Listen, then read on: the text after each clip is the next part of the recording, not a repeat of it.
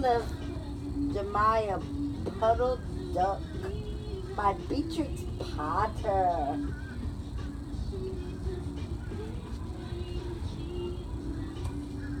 What a funny sight it is to see a brood of ducklings with a hen. Listen to the story of Jemima Puddle Duck, who was annoyed because the farmer's wife would not let her hatch her own eggs. Her sister-in-law, Mrs. Rebecca Puddle Duck, was perfectly willing to leave the hatching to someone else. I have not the patience to sit on a nest for 28 days, and no more have you, Jemima. You would let them go cold. You know you would. I wish to hatch my own eggs. I will hatch them all by myself. Quack, Jemima Puddle Duck. She tried to hide her eggs, but they were always found and carried off. Jemima Puddle Duck became quite desperate. She determined to make a nest right away from the farm. She set off on a fine spring afternoon along the cart road that leads over the hill. She was wearing a shawl and a poke bonnet. When she reached the top of the hill, she saw a wood in the distance. She thought that it looked a safe, quiet spot. Jemima Puddle Duck was not much in the habit of flying. She ran downhill a few yards, flapping her shawl, and then she jumped off into the air. She flew beautifully when she had a good start.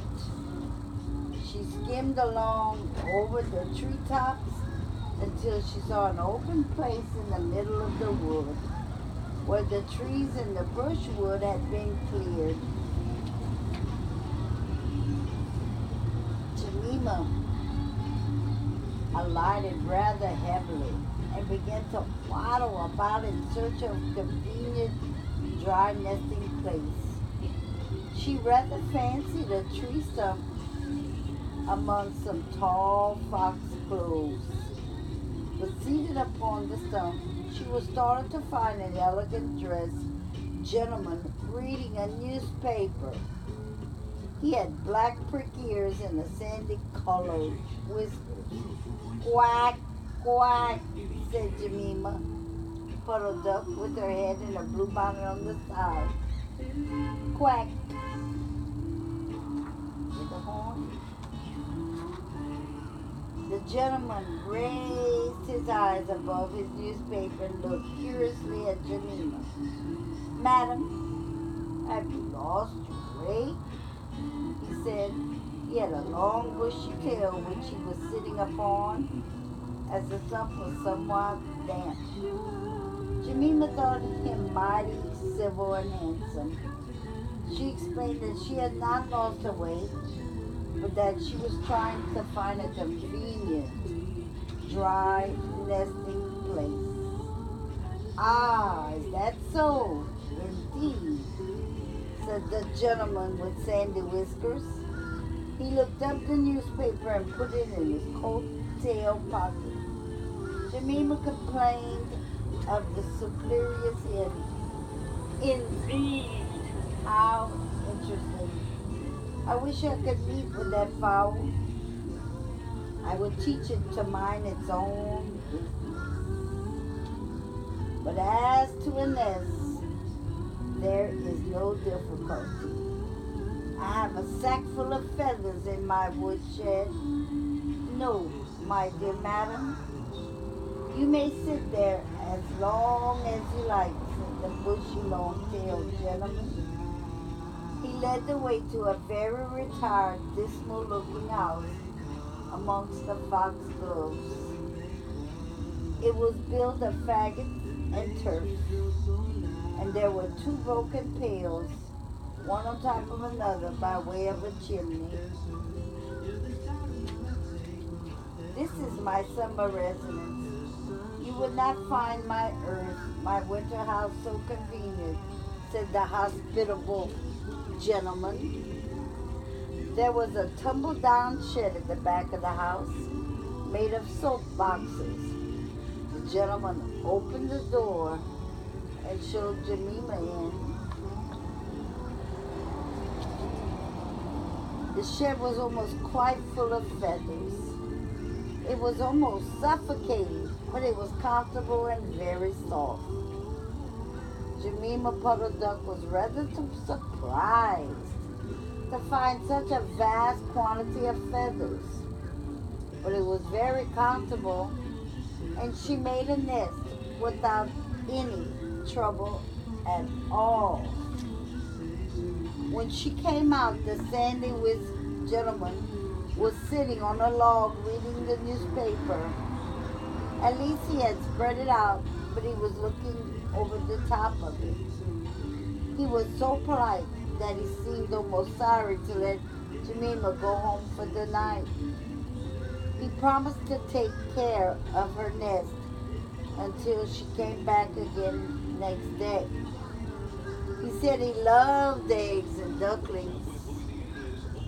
He should be proud to see a fine nestful in the woodshed.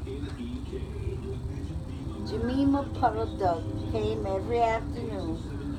She laid 9 eggs in the nest. They were greeny white and very large. The foxman admired them immensely. He used to turn them over and count them when Jemima was not there. At last, Jemima told him that she was intended to begin to sit next day. And I will bring a bag of corn with me so that I need never leave my nest until the eggs are hatched. They might catch cold, said the conscious Jemima. Madam, I beg you not to trouble yourself with the bag. I will provide oats. But before you commence your tedious sitting, I intend to give you a treat. Let us have a dinner party all to ourselves. May I ask you to bring up some herbs from the farm garden to make a savory omelet? Sage and thyme and mint and 2 onions and some parsley. I will provide lard for the stuff, lard for the omelet, said the hospitable gentleman with sandy whiskers. Jemima Puddle Duck was a simpleton. Not even the mention of sage and onions made her suspicious. She went round the farm garden, nipping off snippets of all the different sorts of herbs they used for stuffing roast duck. Oh my God! And she waddled into the kitchen and got 2 onions out of a basket. The collie dog kept roof, roof, roof, roof, met her coming out.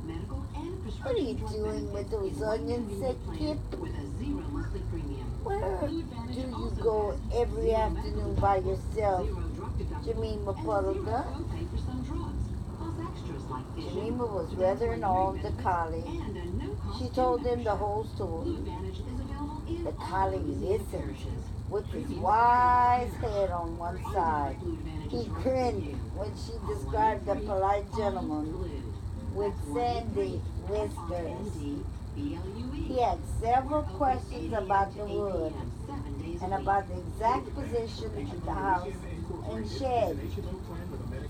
Then he went out and trotted down the village. He went to look for 2 fox-hound puppies who were out a walk with the butcher. 2 years ago, he promised to fight the elitist few who squandered... Jemima Puddle Duck went up the cart road for the last time on a Sunday afternoon $1.5 trillion. It was rather burdened with bunches of herbs and 2 onions in a bag. She flew over the wood and alighted opposite the house of the bushy, long-tailed gentleman. He was sitting on a log. He sniffed the air and kept glancing uneasily round the wood. When Jemima alighted, he quite jumped. Come to the house as soon as you have your eggs. Give me the herbs for the omelet. Sharp. He was rather abrupt. Jemima Puddle Duck had never heard him speak like that. She felt surprised and uncomfortable. While she was inside, she heard pattering feet round the back of the shed. Someone with a black nose sniffed at the bottom of the door and then locked it. Later on, if I bring the bike, you gonna put them 2 tubes in it? Jemima became much alarmed. 2 tubes. A moment afterwards, there were most awful noises. No, I didn't call them yet. Barking, bangs, growls and howls, they gotta call them a specific squealing day. and groans, and nothing more was ever seen of the foxy, whispered gentleman. Like 5 o'clock. Presently, Cap opened the door of the shed and let out Jemima Puddle Duck. Okay, I'm gonna check with him later on today. Unfortunately, the puppies rushed in and gobbled up all the eggs before he could stop them. He had a bite on his ear, later on to see. and both the puppies were limping. Jemima Puddle Duck was escorted home in tears on account of those eggs. She laid some more in June, and she was permitted to keep them herself, but only 4 of them hatched. See the little chicks? Jemima Puddle Duck said that it was because of her nerves, but she had always been a bad sitter. The end. The tale of Jemima Puddle Duck. The end.